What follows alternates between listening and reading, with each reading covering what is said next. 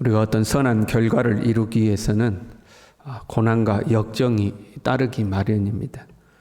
어떤 사람이 성공했어요? 그 저절로 되는 게 아니죠.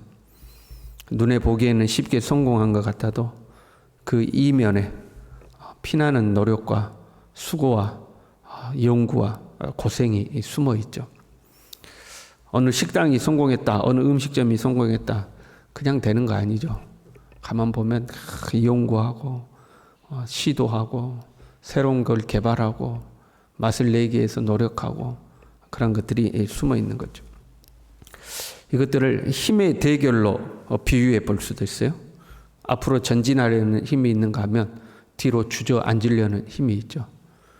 위로 뛰어오르려는 힘이 있는가 하면 바닥으로 끌어내리려는 힘이 있는 거죠. 부지런하고 성실하고 노력하려는 힘이 있는가 보면 게으르고 나태하고 태만하려는 힘도 있는 거죠.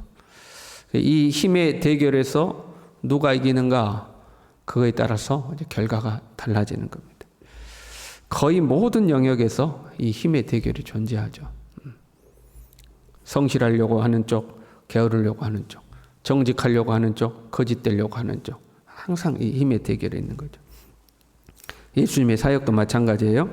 지금 예수님의 복음이 가버나움 해당에서 그 온 동네로, 그 다음에 갈릴리로 확장되고 이제는 이방의 땅까지 확장되어 가는 것을 보여줬죠.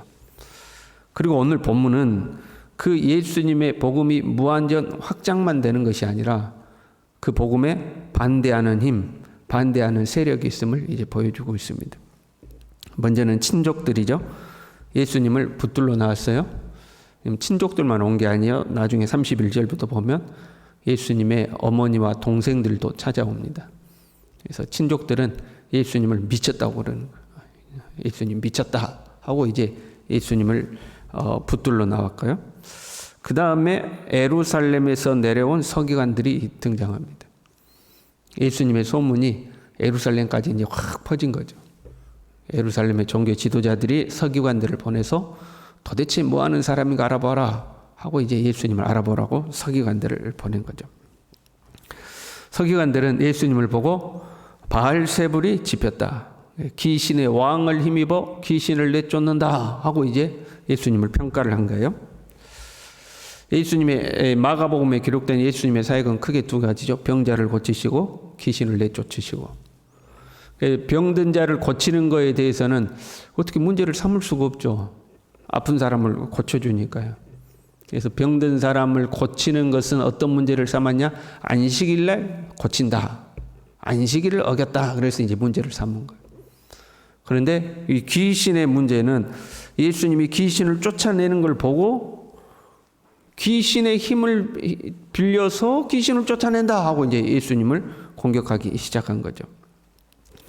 지금 예수님이 병든 자도 고치고 귀신도 쫓아냈는데 서기관들이 귀신의 문제를 집중적으로 예수님께 제기한 것은 지금 예수님과 이들 사이에 영적인 대립이 이루어지고 있다는 것을 이제 말씀이 우리에게 가르쳐주고 있는, 예수님을 반대하는 영적 세력들인 거죠.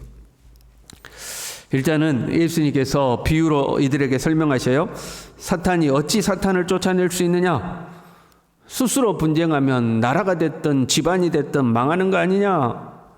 사탄은 그렇게 미련하지 않다. 그럼 자기 나라를 무너뜨릴 정도로 사탄은 미련하지 않다. 어떻게 스스로 분쟁하겠느냐 하는 거죠. 간혹 우리를 보면요, 사탄도 안 하는 짓을 우리가 할 때가 있죠. 사탄도 스스로 분쟁을 안 하잖아요. 근데 사람들은 스스로 분쟁하죠. 가정이 잘 되기를 원하면 여러분 다투면 안 되죠. 분쟁하면 망한다고 돼 있잖아요. 그런데 잘 되기를 원한다고 하면서 우리는 분쟁하잖아요. 자녀가 잘 되기를 원하면 자녀와 분쟁하면 안 되는 거죠.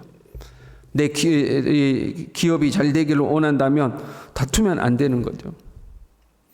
교회가 잘 되기를 원하면 다투면 안 되는 거죠. 그러나 가만 보면 다툼과 갈등이 너무 많아요. 교회 안에뿐만 아니라 세상을 보더라도 그렇죠. 그래서 말세가 되면 고통하는 때가 이르는데 사람이 자기를 사랑하며 돈을 사랑하며 쭉 말씀이 나오잖아요. 그 말씀 중에 이런 것들이 나오죠. 온통함을 풀지 아니하며 절제하지 못하며 사나우며 이렇게 돼요.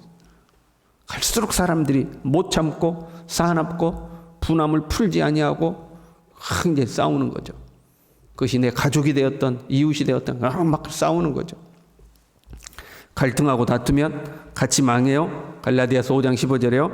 만일 서로 물고 먹으면 피차 멸망할까? 조심하라. 피차 멸망하는 거죠. 갈등하면 피차 멸망하는 거. 그리고 그렇게 사탄을 비유로 하시고 예수님이 말씀하시고자 하는 본론은 27절이죠. 사람이 먼저 강한 자를 결박하지 않고는 그 강한 자의 집에 들어가 세간을 강탈하지 못하리니 결박한 후에야 그 집을 강탈하리라. 예수님이 왜 귀신을 내쫓는가? 예수님이 귀신을 쫓아내는 사역을 하는가? 먼저 강한 자를 결박한다는 것이. 그 강한 자를 결박해야 그 집을 새롭게 할 수 있는 거 아니냐? 그 집을 차지하고 있는 그 강한 자를 결박하고 내쫓아야 그 집을 새롭게 하는 거 아니냐? 그래서 귀신을 쫓아낸다는 거죠. 예수님의 복음 사역이 논리와 합리적 이론의 대결이 아니라 영적인 대결이라는 것을 말씀하고 있는 거죠.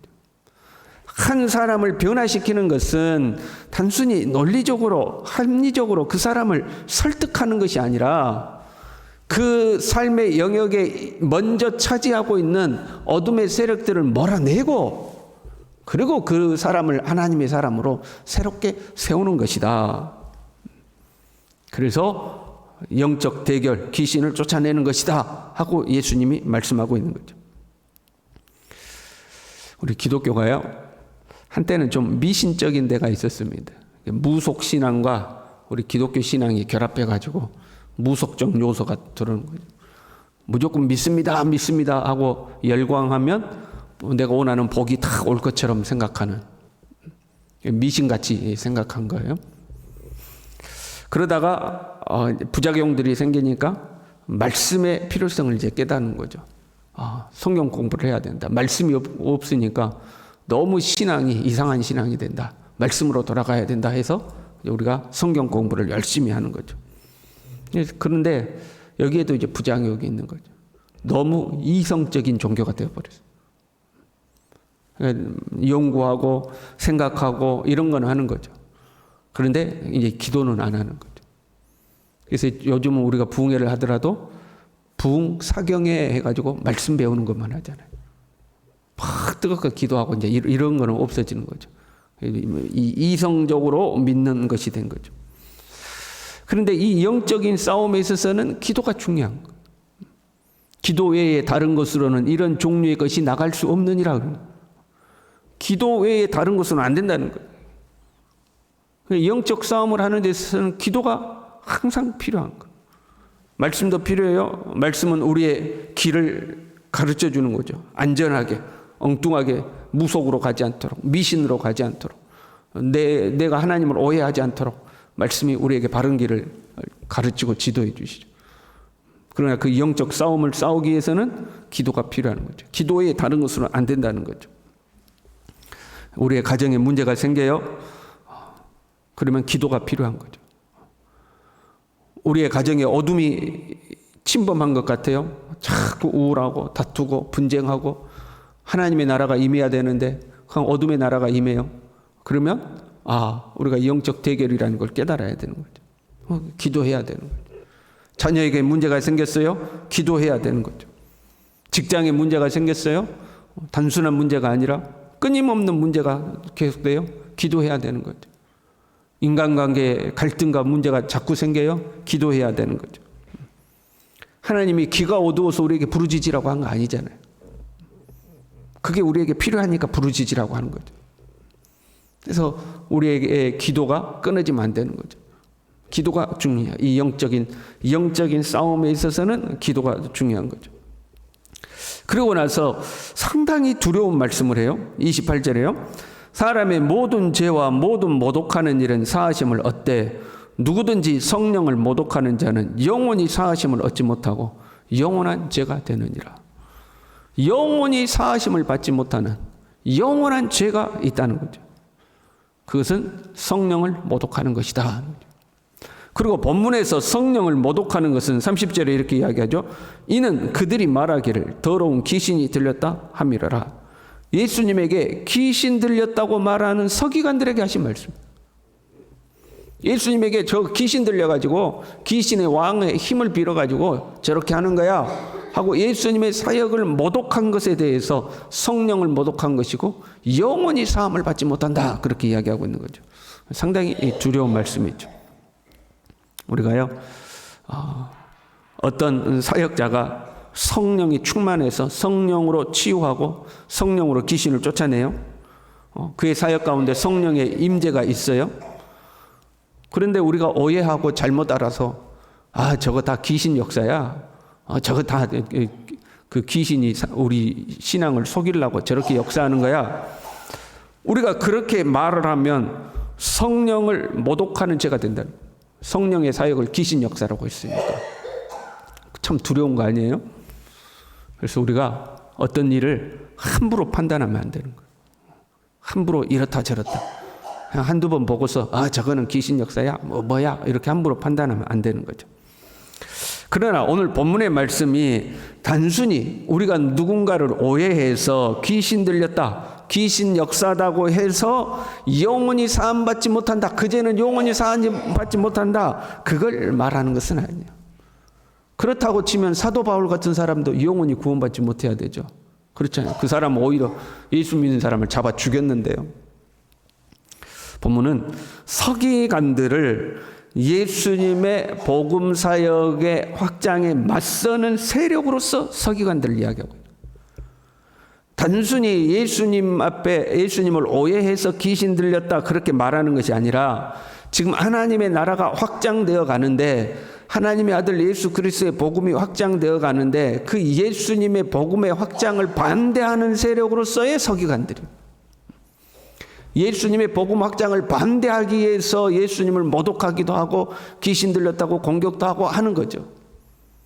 성령을 모독한다는 것은 하나님 나라의 확장에 반대하는 세력에 서는 것을 의미하고 있는 거예요. 그러면 당연히 용서 받지 못하는 거 아니겠어요? 하나님 나라의 확장에 반대하는 세력들은 영원히 사하심을 받지 못한다는 거예요. 그럼에도 우리는 항상 주의해야 되겠죠. 우리 항상 겸손하고 두려운 마음을 가져야 돼. 우리의 신앙의 연수와 우리의 신앙의 경험이 우리의 기준이 되어서 우리가 하나님이 하시는 일을 우리 스스로 재단하고 우리 스스로 판단하고 평가해 버릴 때가 있는 거죠. 저건 아니야. 이건 맞아. 이건 아니야. 우리가 그냥 단순하게 막 평가하는 거죠. 자칫 우리가 하나님이 하시는 일을 방해하는 방해꾼이 되지 않을까. 물론 영원한 죄가 되지는 않을까. 우리가 미련해서 그러는 것들이 있으니까. 그러나 우리의 미련함이 하나님이 하시는 일에 방해가 되지 않도록 우리 스스로를 항상 돌아보고 겸손하게 주님 앞에 살아가야 되겠죠. 저와 여러분이 항상 주님 앞에 겸손한 사람들이 될 수 있도록, 화평한 사람들이 될 수 있도록, 분쟁하고 다투는 자가 아니라 화평한 자가 될 수 있도록 하나님 앞에 항상 겸손하기를 바랍니다. 기도하겠습니다. 하나님 아버지, 우리로 하여금 하나님 나라의 갈등 유발자가 되지 않도록, 방해꾼이 되지 않도록 항상 겸손하고 항상 화평한 자가 될 수 있도록, 더 나아가 영적으로 하나님 앞에 성령이 충만하여서 어둠의 세력들을 물리치고 어둠의 권세를 내몰고 우리의 가정을, 우리의 직장을, 우리가 속해 있는 모든 영역을 하나님의 나라로 만들어가는 하나님의 사람들이 될 수 있도록 우리 모두를 붙들어 주시옵소서. 예수님의 이름으로 기도 올리옵나이다. 아멘.